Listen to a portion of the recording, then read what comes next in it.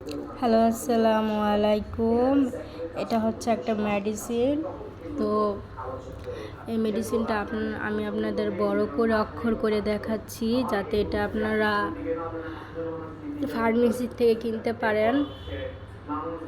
তো দেখতেই পাচ্ছেন, আসলে এটা হচ্ছে আপনাদের মুখে যাদের দুর্গন্ধ থাকে বা ঠান্ডার সমস্যা থাকে, এটা তারা ব্যবহার করতে পারবেন। ছোট বাচ্চাদের ছাড়া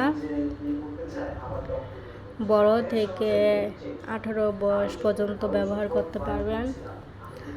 তো এটা কিভাবে ব্যবহার করতে হয়, এটা হচ্ছে আপনারা গরম পানি প্রথমে ফুটাবেন, তারপরে ফুটিয়ে এই দুটো একসাথে মিক্সড করবেন, মানে মিশাবেন। তারপরে মিশানোর পরে এটা আপনারা গড়াবেন।